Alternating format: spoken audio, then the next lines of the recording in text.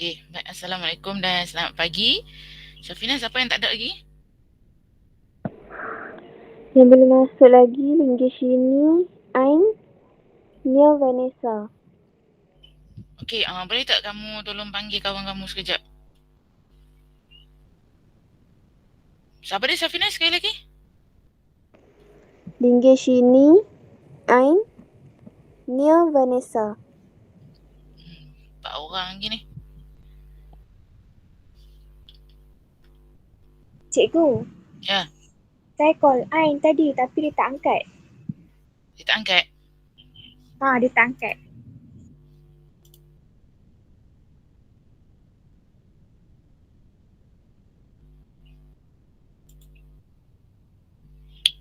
Lagi, Nia dapat cari tak Nia?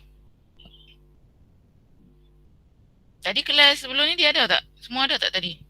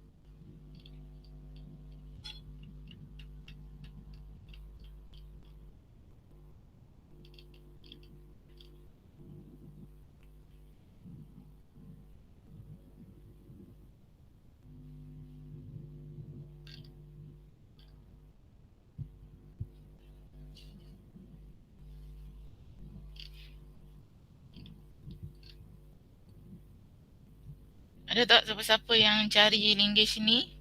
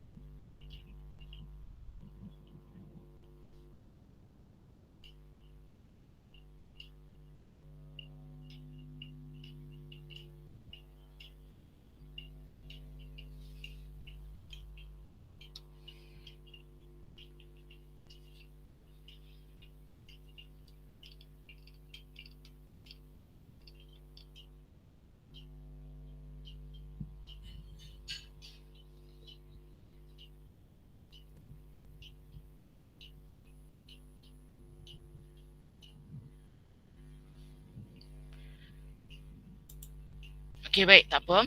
Sementara kita nak tunggu kawan-kawan yang lain masuk, cikgu bagi kamu 2 minit untuk kamu cuba jawab soalan ni sebelum kita bincang jawapan. Okey, jadi hari tu cikgu bincang dah kertas 1 kan, jadi hari ni cikgu masuk kertas 2 lah untuk cikgu buat ulang kaji dengan kamu. Okey, sekarang kita ada soalan A1, A2 dan soalan B. Okey, cikgu bagi masa kat kamu 2 minit untuk dapatkan jawapan sebelum kita bincang. Sementara kita tunggu kawan-kawan yang lain.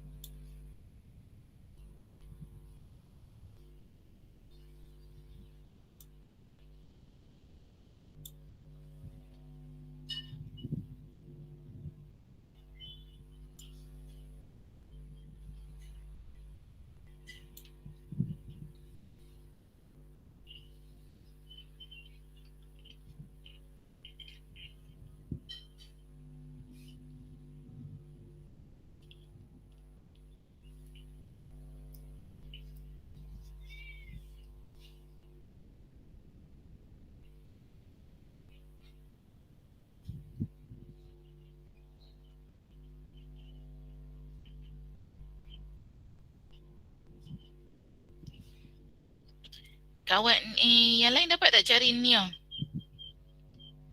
Siapa-siapa boleh respon? Okay, Linggis ni dah ada lah. Neo tak angkat call. Angkat tadi dia ada kelas tadi. Ada.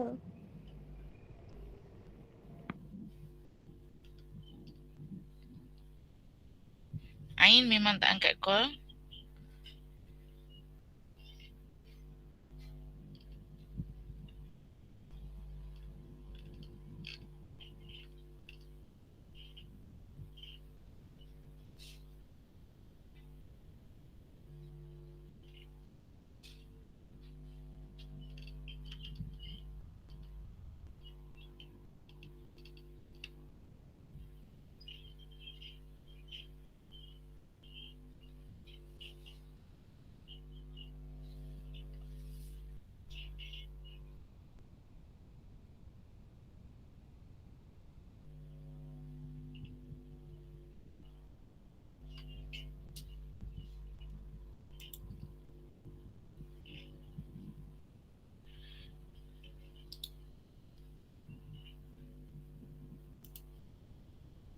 Okey, baik. So kita tengok soalan yang pertama.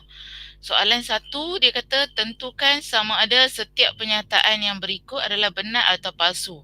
Jadi kamu ingat kalau dia kata benar atau palsu jangan tulis salah. Salah betul pula. Okey, jadi kita tengok yang pertama, semua nombor perdana tidak boleh dibahagi tepat dengan 2. Okey, cikgu nak tanya dulu, Fadilah, kalau kamu nak jawab apa ni? Benar ke palsu? Benar. Semua nombor perdana tidak boleh dibahagi tepat dengan 2. Fadilah jawab apa? Benar. Benar. Okey, tak apa. Sekarang kita semak jawapan. Bila orang sebut semua kelas, bila kita sebut semua bermaksud semua nombor perdana tu mesti tak boleh bahagi dengan 2. Jadi sebelum kita nak tahu adakah semua nombor perdana tidak boleh dibahagi tepat dengan 2, kita mesti tahu dulu apakah nombor perdana. Bagi student-student yang pelajar yang lemah atau sederhana, cikgu pernah bagi tahu kat kamu kan, nombor perdana ni kamu boleh hafal sampai 11. 2, 3, 5, 7, 11. Tetapi kalau pelajar cemerlang, apakah konsep nombor perdana? Nombor perdana ialah nombor yang hanya boleh dibahagi dengan 1 dan diri dia sahaja. Itu nombor perdana. Dia tak boleh bahagi dengan nombor lain. Sebagai contoh 2. 2 kenapa dia ialah nombor perdana? Kerana 2 boleh bahagi dengan 1. 2 boleh bahagi dengan diri dia iaitu 2 boleh bahagi 2. Dan 2 tak boleh bahagi dengan nombor lain lagi dah. Contoh 2 bahagi 4. Memang kita nampak boleh tapi dia dapat perpuluhan. Tak boleh lah, dikira tak boleh lah. Jadi sebab itu pemahaman kita tentang konsep nombor perdana ini ialah nombor-nombor yang cikgu senaraikan dekat sini hanya boleh dibahagi dengan 1 dan diri dia sahaja. Jadi kalau pelajar yang lemah kamu tak faham konsep nombor perdana, kamu ingatlah nombor perdana ni at least sampai 11. At least sampai 11. Basic lah. Sebenarnya sambungan dia ada lagi lah 13 dan seterusnya. Okey, baik. So sekarang dia kata, adakah semua nombor yang cikgu senarai ni, nombor perdana ni, tidak boleh dibahagi tepat dengan 2? Apa maksud tidak boleh dibahagi tepat? Okey, bagi pelajar-pelajar yang lemah sederhana, kalau tidak boleh dibahagi tepat bermaksud, bila kita bahagi, dia akan dapat perpuluhan. Itu bermaksud dia tidak boleh dibahagi tepat. Sebagai contoh, kamu cuba ambil kalkulator, kamu try tengok tekan. Kamu try tekan 2 bahagi 2. Apa nilai kamu dapat dalam kalkulator? Kamu dapat 1. 1 bermaksud dia tak dapat perpuluhan. Bila dia tak dapat perpuluhan bermakna 2 tu automatik telah boleh dibahagi tepat dengan 2. Itu maksudnya boleh dibahagi tepat. Sekarang soalan tanya, adakah semua nombor yang cikgu senarai ni tidak boleh dibahagi tepat? Siapa nak respon? Adakah semua nombor yang cikgu senarai ni tidak boleh dibahagi? Okey, cuba ambil kalkulator sekarang. 3 bahagi 2 dapat apa? 1.5. Dapat perpuluhan, betul tak? Dapat 1.5. Bermaksud apa? 3 tidak boleh dibahagi tepat dengan 2. Kenapa? Sebab dia dah dapat perpuluhan. Dibahagi tepat bermaksud once you bahagi, you dapat solid value. Dapat nombor bulat, you takkan dapat perpuluhan ataupun pecahan. Jadi bermaksud 3 automatik tidak boleh dibahagi tepat. Okey, ambil 5. 5 bahagi 2. 2.5. Dapat perpuluhan kan? Jadi tidak boleh dibahagi tepat. Masalah sekarang ayat dia kata adakah semua nombor yang cikgu senarai ini tidak boleh dibahagi tepat dengan 2? Nampak respon? Ada nombor yang boleh. Ada nombor yang boleh. Apa dia yang kita cuba tadi yang boleh? 2. 2. Jadi adakah penyataan ini dikira benar atau palsu? Palsu. Okey, Fadilah, macam tu cara buat dia. Okey, jadi pernyataan ini dikira palsu kerana 1 ni, nombor 2 ni dah buat select. Telah menafikan perkataan semua ni. Dia telah menafikan perkataan semua ni. Semua bermaksud kalau apa saja yang cikgu senaraikan dekat sini, semua mesti tidak boleh dibahagi tepat. Tetapi 2 dah boleh bahagi tepat dengan 2, jadi 2 tu telah menafikan perkataan semua ni. Menyebabkan pernyataan itu jadi palsu. Okey, kita tengok yang kedua. Cikgu nak tanya Archana, you jawab apa? Benar ke palsu ni? Benar. Benar. Okey, baik, jom kita test jawapan. Pertama kita tengok tengah-tengah dia ada dan. Cikgu kata kalau dan kita ingat apa? Macam nak kahwin kan? Dua-dua mesti betul. Dua-dua mesti ada. Kalau dua-dua ada, dua-dua benar, barulah dikira benar. Tapi kalau salah satu palsu, automatik kesimpulan kita akan jadi palsu. Okey, jadi kita test yang pertama. Dia kata 8 kurungan 5 tolak 3 tutup kurungan kuasa 2. Sama dengan 32. Jadi kamu perlu ambil yang bahagian kiri ni, kamu masukkan dalam kalkulator. So masuk teruslah dalam kalkulator. Di kurungan, apa tadi dia kata? 8 lah? Ya, 8. 8 kurungan 5 tolak 3. Kuasa 2. Okey, so adakah dia dapat 32 kalau kita masuk dalam kalkulator? Ya. Kita dapat kan? Kita dapat 32. Jadi adakah pernyataan pertama ni benar? Pernyataan pertama ni? Benar. Ya. Benar. Kita tak boleh buat kesimpulan lagi tau. Sebab kita kena tengok pernyataan yang kedua. 3x darab 5y, adakah dapat 5xy? Benar. Benar. Benar. Jadi bila kedua-dua benar, kesimpulan kita akan jadi Benar. Benar. itu cara buat dia. Okey. Jadi soalan-soalan macam ni adalah soalan yang kita perlu tackle untuk kita score. At least kalau cikgu boleh tengok dekat sini, at least kalau soalan ringkas macam ni dia bagi 1, 2, 3 markah. Jadi dia boleh naik jadi 4 markah. Okey, ataupun 5 markah. Kalau 5 markah, jadi maksudnya kita perlu skor semaksimum yang boleh untuk soalan macam ni. Okey, seterusnya kita tengok B. Dia kata tulis akas. Okey, cikgu nak dengar jawapan Ibdina. Macam mana kamu nak tulis akas? Jika M besar pada 8, maka M besar pada 10. Besar. Okey, baik. Jika M lebih besar daripada 8, maka M lebih besar daripada 10. Jadi, kalau kita nak tengok apakah yang dimaksudkan dengan akas. So, kita highlight perkataan akas. Akas ni bermaksud kita nak terbalikkan maklumat yang penting tanpa, dengar cikgu kata, tanpa mengubah jika maka.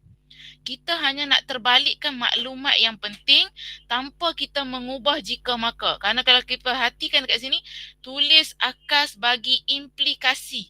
Bila cikgu sebut implikasi, mula dengan jika, berakhir dengan maka.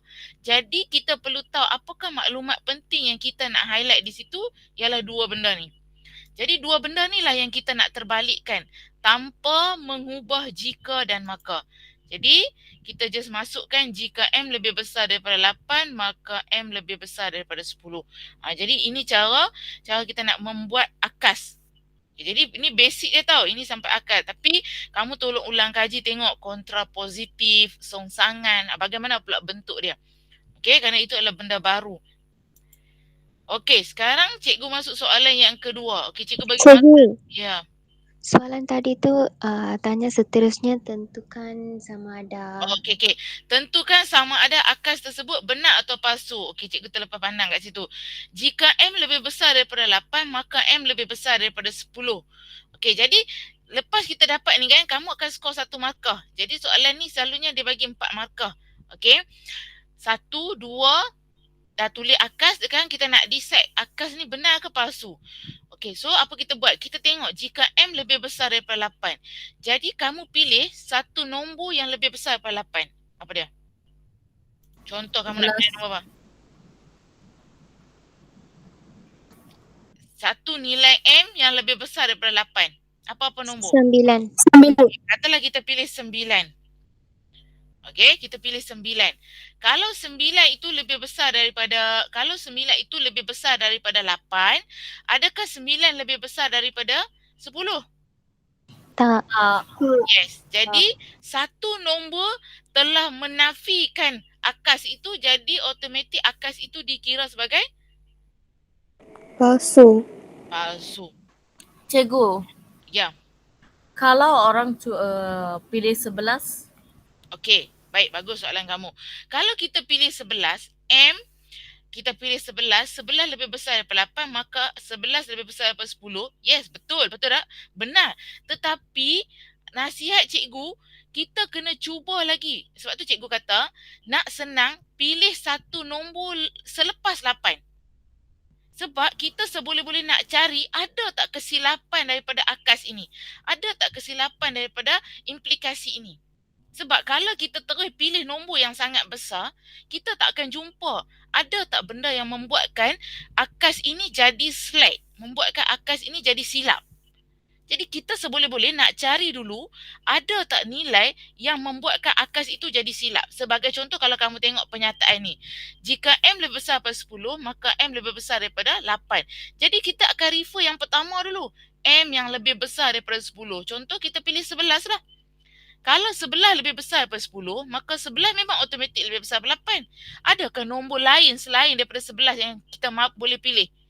Tak boleh. Bukan kita tak boleh pilih. Kita boleh pilih 12, kita boleh pilih 13. Tetapi kenapa cikgu pilih yang selepas 10?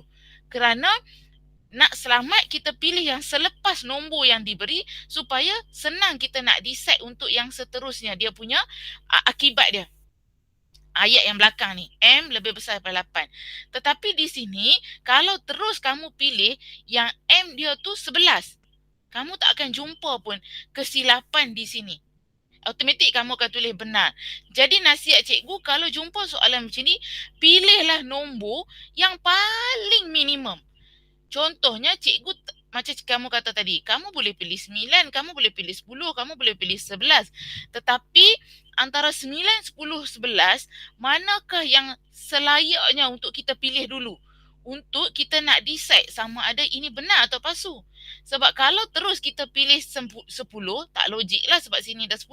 Kalau terus kita pilih 11, kita telah menafikan nombor 9 tu, kerana nombor 9 itu menyebabkan ayat ini jadi palsu. Kamu dah terlepas pandang pada nombor 9 kerana nombor 9 itu telah menafikan pernyataan ini. Jadi kalau boleh, cari yang boleh menyebabkan penafian dulu. Boleh menyebabkan ayat itu jadi palsu dulu. Tapi kalau tak jumpa macam pernyataan ni, memang takkan jumpa lah. Takkan jumpa nombor yang lebih besar daripada 8, sedangkan dia dah syarat dia, nombor itu kena lebih besar daripada 10. Automatik pernyataan dikira benar. Sebab kita tak boleh pilih dah nombor 9. Sebab syarat di depan ni besar daripada 10. Jadi untuk bahagian ini, jangan pilih tengok ayat di belakang ni. Tengok ayat di depan. M lebih besar daripada 8. Dan kita tahu selepas 8 siapa? 9. Pilih 9 dulu, baru kita boleh decide. Kerana dalam semua nombor selepas 8, 9, 10, 11, 12, kita tahu start daripada 11 dan ke atas semua memang automatik akan besar daripada 10. Tetapi kita nak cari ada tak satu nombor yang tak besar daripada 10 dan syarat dia besar daripada 8. 9 saja yang ada. Jadi 9 walaupun dia satu nombor saja tapi dia telah menafikan pernyataan ini, automatik pernyataan ini dikira sebagai palsu. Ataupun satu lagi, cara yang kedua, kamu decide pernyataan ni dulu. Ini benar ke palsu? Kalau sini benar, automatik akas dia akan jadi palsu. Kalau pernyataan soalan ini palsu, automatik akas yang kamu buat akan jadi benar. Itu salah satu tips lagi yang cikgu boleh bagi tahu kamu. Okey, boleh dapat ni macam mana kita nak jawab soalan ni? boleh cikgu. Boleh faham Faham. Okey, seterusnya kita tengok soalan yang kedua. Okay, soalan ni pun memang famous. Kalau sebelum ni cikgu ajar kamu untuk lorek. Tetapi kali ni dia dah lorek 2 dan dia suruh kamu tanda. Jadi di sini ada satu jawapan dengan satu markah. Okey, baik, cikgu bagi kamu masa 2 minit untuk kamu try.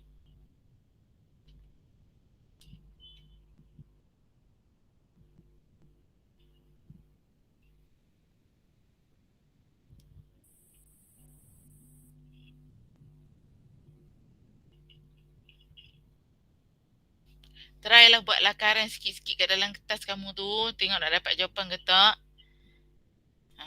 Jadi rajin sikit.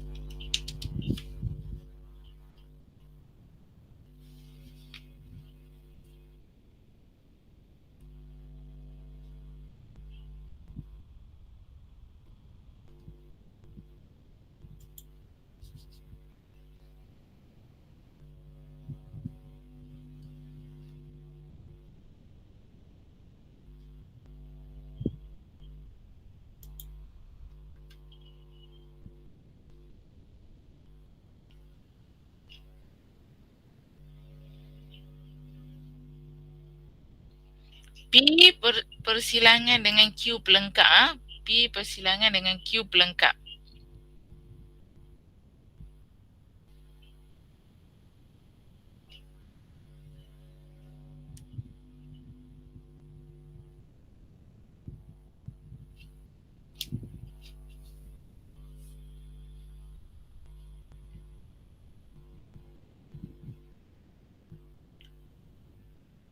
Cikgu, Q prime kah? Ya, Q prime. Okay.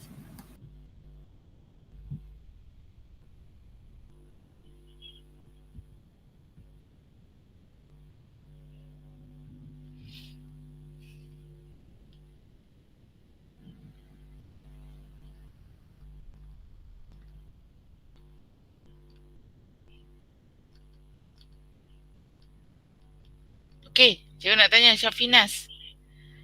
Antara gambar yang pertama dengan gambar yang kedua, yang mana kamu rasa betul? Gambar yang pertama. Gambar yang pertama, okey. So Syafinas kata gambar pertama, jadi kita semak satu-satulah. Jadi benda pertama cikgu kata apa? Bahagi kawasan. Walaupun dia dah lorek siap-siap, tapi kita bahagi kawasan juga. Lepas kita bahagi kawasan, kita tengok dia minta P persilangan Q pelengkap. Jadi kita senaraikan kawasan P. Bagi pelajar yang lupa atau pelajar yang masih confused tentang bahagian ni, kamu tengok betul-betul macam mana cikgu buat. Bahagi kawasan P. Senaraikan kawasan P. Jadi cikgu ambil kat sini kawasan P. Kalau kamu tutup kawasan P, kamu tengok apa? 1 dan 2. Jadi kamu senaraikan kawasan P. Tapi bila orang sebut Q pelengkap, so Q pelengkap ialah tak nak Q, bukan Q. Bukan Q maksudnya cikgu tutup semua Q, tak nak tengok pun nombor Q. Nampak tak? Sebab tu cikgu tak letak number. Tak nampak number. Sebab cikgu tak mau Q. Jadi yang tinggal hanyalah 1. Kemudian bila di tengah-tengah dia letak simbol persilangan. Persilangan ialah kita kena cari yang sama. Cari yang sama. Jadi antara 1, 2 dengan 1, yang sama hanyalah 1. Jadi betul lah sebab dia hanya lorek kawasan 1 saja. Kalau soalan macam ni kelas, kalau dia bagi satu markah bermaksud satu jawapan saja. Dah tanda tik, jangan gata-gata tangan sini ibu pangkah. Dia tak mau. Dia kata apa? Tandakan right sahaja. Sebab dulu cikgu biasa mark paper PT3 kan. Kalau kita ingat dulu masa PT3, student suka buat macam tu. Dah dia kata tanda tik saja, yang dia ni pun seronok nak tanda pangkah pula. Jangan tanda pangkah. Nanti takut dia dikira itu sebagai jawapan kamu. Dia satu markah je, maksudnya dia nak tengok jawapan yang ditanda dengan tik sahaja. Okey? Tetapi kalau kamu nak lebih faham, kamu nak tengok yang ini juga, kenapa yang ini tak dapat, bolehlah kita tengok juga, cikgu sediakan jawapan. Okey, kita tanda juga kawasan. Lepas tu kita tengok kawasan P ialah 1, 2. Tadi cikgu dah tunjukkan, petak dia 1, 2. Q pelengkap, cikgu tutup Q ni. Tutup 2 dan 3 tak mau ambil, tinggal 1 dengan 4. Kemudian persilangan cari yang sama juga. Dan yang sama dekat sini 1. Apa masalah kat sini? Kenapa dia silap? Saya nak tanya kamu. Siapa boleh bagi jawab? Dia ada lorek 4. Yes, bagus. Kerana dia dah ada lorek nombor 1 dan nombor 4. Padahal jawapan dia 1 je. Tapi dia telah melorek 1 dan 4. Sebab itulah jawapan dia dikira tak betul. Okey, yang kedua. Dia nak suruh kita lorek. Jadi ini adalah soalan, ini selalunya soalan macam ni dia bagi yang ni A. Nampak tak? 1 markah. Kemudian yang ini B. Bila ada dua operasi, bermaksud di sini ada dua markah yang kita boleh dapat. Jadi, macam step pertama, cikgu kata, ingat dulu simbol-simbol tu. Ulang kaji balik. Kalau masam ni sama, kalau senyum ni semua. Jadi, bahagi kawasan. Kalau di soalan tak ada bracket kan kelas, kita buat yang depan dulu.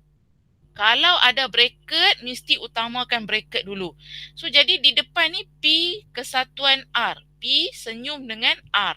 Jadi, sama macam tadi, senaraikan kawasan P. Kalau cikgu bubuh kat sini P, so apakah kawasan P? 1, 2.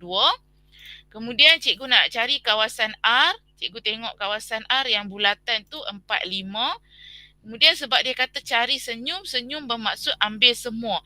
Ambil semua bukan ambil semua nombor ni. Ambil semua antara P dengan R sahaja. Jadi kita dapat 1, 2, 4, 5. So adakah cikgu dah boleh lorek? Belum. Belum. Kerana cikgu belum padankan dengan Q kan. So jadi cikgu ambil balik jawapan tadi, cikgu pasangkan dengan kawasan Q. So kawasan Q yang cikgu highlight di sini ialah 2, 3, 4. Kemudian sebab dia nak simbol persilangan. Persilangan bermaksud kita nak cari yang sama. So yang sama di sini ialah nombor apa? 2, 4. 2, 4. 2 dan 4. Jadi yang kita akan lorek nombor 2 dan 4 sahaja.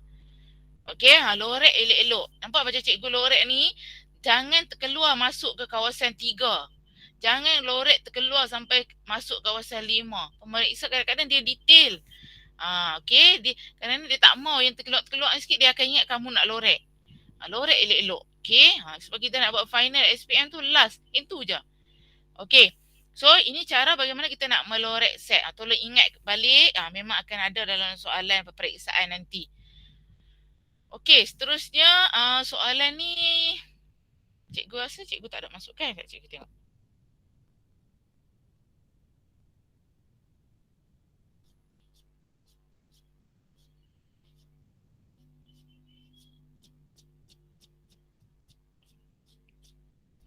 Okey, soalan ni cikgu tak masukkan, jadi cikgu tak mau bincang lagi lah. Cikgu cari soalan lain dulu. Okey, soalan yang tapi tak apa, jangan risau, nanti cikgu akan buat ulang kaji dengan kamu. Soalan-soalan ni kita simpan dulu, okey? Cikgu terus nak pergi kat soalan. Okey, soalan.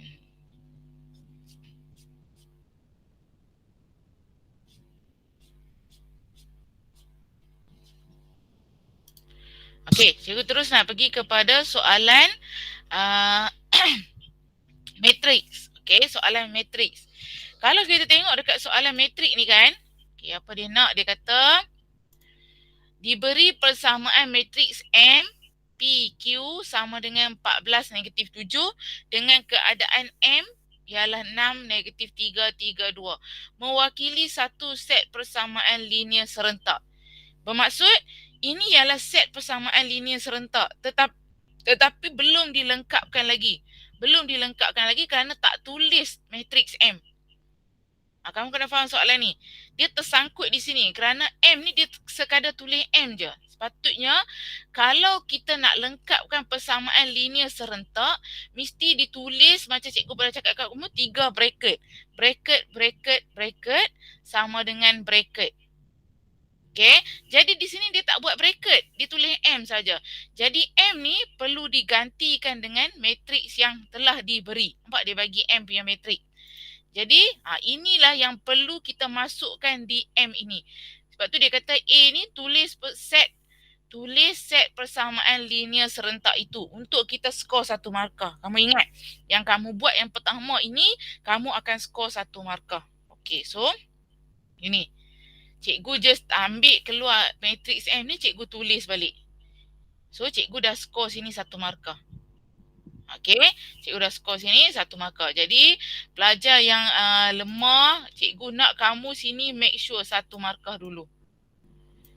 Sini make sure kamu dapat 1 markah dulu. Okey, seterusnya step yang kedua ialah kalau siapa semalam Nia kan, tak silap cikgu, Nia dengan siapa tah? Mutika kot. Dia masuk bengkel semalam matematik, dia kata apa? Dia kata lepas tu kita buat set template siap-siap. Template siap-siap bagi matrix ni ialah dengan kita memindahkan yang ini dan kita buat songsangan untuk dia. Nampak cikgu dah buat songsangan siap-siap. Once cikgu pindah je yang ni ke sebelah sini, cikgu akan buat songsangan. Okay, ini kamu kena ingat betul-betul. Yang ni ialah orang kata apa? Step dia tau. Step dia saja. So, kalau kamu boleh ingat step dia ni, takkan ada masalah. Kita pindah ke sini dengan kita buat songsangan. Okay, cikgu pindahkan dengan cikgu buat songsangan. So, songsangan tu akan jadi apa? 1/AD. Kalau siapa ingat lagi, ini rumus dia. 1/, ada duit, tolak beli cincin. Kanan tukar tempat, kiri tukar tanda. Bukan tukar tempat tau ni. Ini kebetulan ni. -3 dengan 3 ni. Tak lagi kamu ingat seolah-olah macam kita tukar tempat. Tak. Okay, yang ni cikgu lupa. Yang ni cikgu tak betulkan. Sekejap cikgu betulkan. Patutnya dia tukar tempat. Bawah dia jadi 6.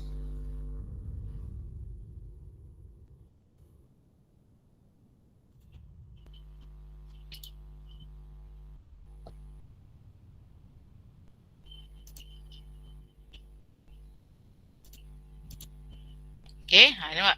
Dia telah tukar tempat, 2 naik atas, 6 turun bawah. Yang ini bukan tukar tempat. Yang ini -3 jadi 3. Yang ini 3 jadi -3. Itu maksudnya tukar tanda. Tengok betul-betul. Kemudian yang ini ditulis balik semula seperti biasa. Ini AD. AD tadi cikgu dah bagi rumus kan. Yang ni kamu jangan risau. Rumus ni diberi. Rumus ini diberi di buku soalan. AD 6 dengan 2. BC -3 dengan 3. Dan kamu isi balik. Sini kamu akan skor 1 markah lagi. So, pelajar lemah, pelajar sederhana, tolong ingat template ni. Ingat template ni. Yang ini dengan ini. Buat. Tulis dulu. Dah skor 2 markah. Lagi 2 markah. Semalam siapa yang masuk bengkel tu dia kata, lagi 2 markah tak perlu pun buat apa-apa. Just ambil kalkulator saja. Ambil kalkulator kamu. Okay. Dan kamu ambil mod 3 kali lah. Mod apa kali? Ingat lagi tak? 3 kali. Mod 3 kali. Okay. So, kalau macam kalkulator cikgu ni, kalkulator cikgu ni lain sikit. Jadi, kamu punya kalkulator mod 2 kali. Okay. Mod 3 kali. Mod 3 kali. Kemudian masukkan A1. Okay, kalau kamu tengok slide kamu, A1 ialah nombor yang berada di atas. A1, kalau kamu tengok satu baris tu, itu A1, B1, C1. Kalau kamu tengok satu baris ni, A1, B1, C1. Okay, jadi masukkan A1 6. Okay, so A1 6. And then B1 apa? -3. So C1 ialah 14. Okay, susun. Kemudian dia tanya A2. A2 yang pertama ialah 3. B2 ialah 2. Kemudian C2 ialah -7. Okay. Kemudian kalau kalkulator keluar perpuluhan, dapatkan jawapan dalam pecahan. Okay, kemudian tekan X yang pertama 1/3 dan X, Y dia ialah -4. Tetapi memandangkan soalan kita ni bukannya XY, soalan kita apa? P dan Q. Jadi itu bagi perhatian sikit kerana cikgu biasa mark paper calon SPM bila teronok sangat menggunakan kalkulator sampai terlupa huruf apa yang diberi dalam soalan. Itu tricky soalan lah. Okay. Kemudian yang ini kalau pelajar tu dah advance, dia faham darab matrix, dia boleh continue lah. Tapi cikgu tak galakkan kita lah. Cikgu rasa better kita cut this step, kita terus dapatkan jawapan P sama dengan 1/3, Q sama dengan -4. Ingat, step ni kita boleh cut saja. So 1 markah, 2 markah, 3 dan 4. Tolong skor ni kalau kamu jumpa soalan ni. Okay. Baik, seterusnya ini soalan ni. Okay, ini ialah soalan penyelesaian persamaan serentak. Sama macam soalan buat matriks tadi. Tetapi dalam bentuk ayat dan nampak dah ayat dia kata apa? Tanpa menggunakan kaedah matriks. Okay, cikgu highlightkan sekejap. Okay. Ni, perkataan kat sini. tanpa menggunakan kaedah matriks. Okey, bila orang kata tanpa menggunakan kaedah matrik, jadi kita tak boleh guna kaedah yang tadi. Tak boleh buat kaedah matriks tadi. Jadi cikgu akan ajar kamu kaedah penghapusan. Ataupun kamu boleh tengok balik macam nak buat kaedah penggantian. Yang ni pelajar matematik tambahan tak ada masalah. Kerana dia dah biasa dah menggunakan kaedah penggantian, kaedah penghapusan. Okey, yang dia belajar semasa di tingkatan 4. Okey, tapi kamu belajar lagi advance, belajar MX kerana kamu ada 3 unknown. Kita ni maths ada dua unknown je, 2 pemboleh ubah je. Okey, jadi cikgu nak minta Anissa baca soalan. Harga 1 kg tepung gandum dan 1 kg gula ialah RM11. Beza antara 3 kg tepung gandum dan 1 kg gula ialah RM5. Tanpa menggunakan kaedah matriks, cari harga bagi 1 kg tepung gandum dan 1 kg gula. Okey, baik. So, kita tengok kat sini. Ada dua benda yang berbeza yang perlu kita cari, iaitu tepung gandum dan juga gula. Jadi, bila kamu dapat macam tu, kamu wakilkan dulu. Okey? Kamu wakilkan, highlight dulu perkataan pertama. Dia kata 1 kilo tepung gandum dan 1 kilo gula ialah RM11. Jadi kita wakilkan dulu, tepung gandum tu kita boleh wakilkan sebagai X, gula tu kita boleh wakilkan sebagai Y. Ikut kamu. Kamu nak buat huruf apa? Kerana tak distikkan dekat sini huruf apa yang kita nak guna. Kalau dia dah kata dengan menggunakan gandum sebagai X, gula sebagai Y, maksudnya kita kena ikut arahan. Tapi kalau dia kata dia tak bagi apa-apa, kamu boleh guna AB, pemboleh PQ, pemboleh RS, pemboleh apa-apa je huruf yang kamu nak. Tapi senang-senang kita dah biasa guna XY lah. Kita wakilkan dulu. Kemudian baru kita tengok ayat yang pertama.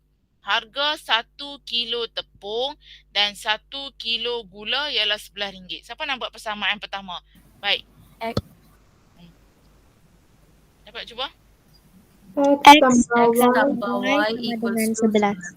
Okey, baik, bagus. X tambah Y sama dengan 11. Okey.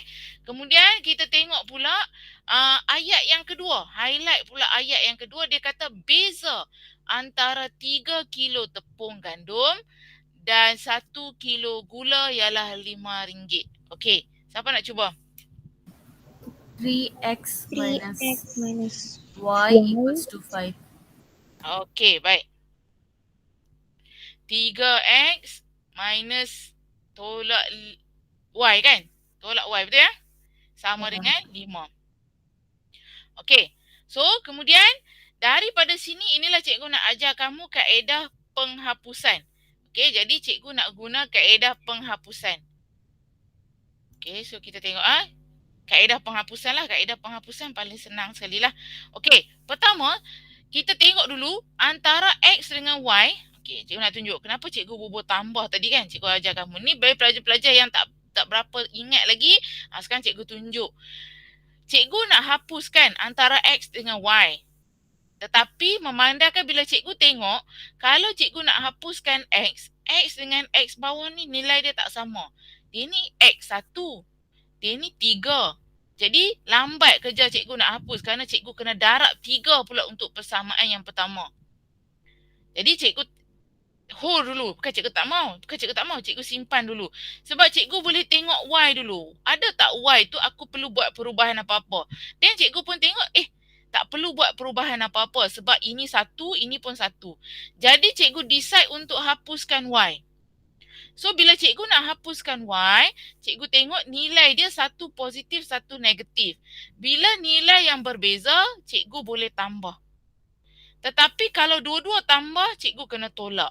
Kalau kedua-dua tolak, cikgu mesti kena tolak. Jadi yang kamu ingat, kalau tanda tu sama, kita tolak. Kalau tanda tu berbeza, kita akan tambah di hadapan. Tambah di hadapan bermaksud kesemua persamaan pertama perlu ditambah dengan kesemua persamaan yang kedua. Cikgu. Ya. Kalau dua-dua tolak, kena tambah. No. Tanda sama, tolak. Tambah-tambah pun masih tolak. Masih tolak. Okay. Tolak-tolak pun masih tolak, tambah-tambah pun masih tolak. Hanya tambah tolak ditambah atau tolak tambah tambah. Jadi apa kita ingat? Tanda sama, tolak. Tanda berbeza, tambah. Itu kita ingat, okey? Jadi, so kita bolehlah hapus. Sebab tu kita nak hapus. Sebab satu positif, satu negatif bolehlah hapus. Contoh kalau kamu ambil kalkulator, 1 tambah negatif 1. Cuba kamu ambil kalkulator. 1, cuba clear kan? Okey, 1 tambah kat depan kan ada negatif 1. Kan dia dapat kosong. Itu maksud dia kenapa kita kena letak tambah di depan ni. Kalau kata sini kita letak tolak, dia tak akan jadi dah kerana dia akan jadi 1 tolak negatif 1. 1 tolak negatif 1 akan dapat 2. Sebab itu kenapa kenapa reason dia kenapa sini kita kena letak tambah. Kerana nilai yang kita nak hapus tu kita nak bagi dia jadi kosong. Dengan nak bagi dia jadi kosong, jadi kita kena tengok tanda dia. Dia actually dah boleh jadi kosong. Cuma kita kena masukkan tambah di depan. Kerana apa kita kena masukkan tambah di depan? Supaya benda-benda lain pun akan buat operasi yang sama, tambah. Jadi kalau di sini kita tengok 1 tambah 3, so bawah akan dapat apa? 4x. 4x. Okey, 4x. Okey. Yang ini dah hapus, tak payah dah, tak payah tulis dah. Sekarang kita tengok yang ni. 11 tambah 5. Mesti kena tambah. 16. Kita dapat 16. Okey. Bagi cikgu rasa benda ni benda asas saja. Cikgu rasa budak semua pelajar cikgu di 5 base tadi, cikgu rasa semua boleh pindah, tak ada masalah. Kalau ada masalah pindah, pakai kalkulator lah, cikgu dah biasa ajak. Just pindahkan 4 dengan ambil 16 bahagi 4 dan kita dapat x sama dengan 4. Okey, boleh sampai sini? Boleh sampai x ni? Cikgu tanya kamu dulu. Boleh tak boleh? Boleh. Boleh. Okey, tak ada masalah. Baik, seterusnya kita gantikan saja x yang 4 tadi mana-mana persamaan yang kamu nak. Kalau cikgu senang, cikgu ambil persamaan pertama lah. Dan x dia tu cikgu tukarkan terus kepada 4. Kerana cikgu dah dapat x itu 4, cikgu tukarkan tambah y sama dengan 11. Untuk cikgu nak cari y, ambil 11 tolak 4 dan y cikgu dapat 7. So jadi cikgu tulis balik di ruang jawapan dengan betul. Tepung gandum tadi diwakilkan sebagai X, jadi RM4 lah harga dia. Gula pula tadi diwakilkan sebagai Y dan RM dia RM7. Ini mungkin bukan gula kat Malaysia lah.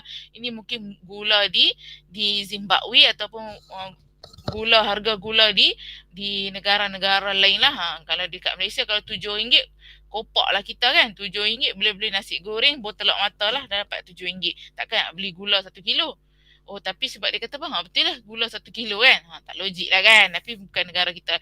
Ini hanya situasi saja. Kalau ikut negara kita takkanlah sampai RM7 1 kilo gula kan. Okay, baik. So, jadi sampai situ saja. Beberapa soalan cikgu rasa dah banyak dah soalan cikgu bincangkan dengan kamu. Cuma yang beberapa lagi yang lain antara yang kamu kena tengok balik ialah ada soalan ni apa ni? Cikgu dah ajak kamu ni apa ni? Isi padu pepejal kan? Bentuk 3D itu cikgu ajak. Bentuk silinder punya isi padu. Cikgu ada bagi notes kan itu kan? Ada tak? Ada. Ada kan? Yang tu kamu tolong ulang kaji balik. Yang tu pun ada. Cuma ada beberapa soalan yang cikgu belum ulang kaji. Antaranya macam tajuk bulatan. Tapi kalau pelajar MX dia boleh buatlah. Okay, tapi kalau pelajar lain tak boleh buat, tak apa. Buat setakat mana kamu mampu dulu. Cikgu rasa hampir banyak soalan yang kita dah ulang kaji. Tetapi contohnya macam antaranya yang kita belum buat lagi ialah bulatan. Okay, dan teori graf. Graf dalam gerakan dalam teori graf tu kan. Yang itu kita belum buat ulang kaji tapi cikgu telah tunjuk soalan yang akan disoal. Lebih kurang soalan yang akan disoal.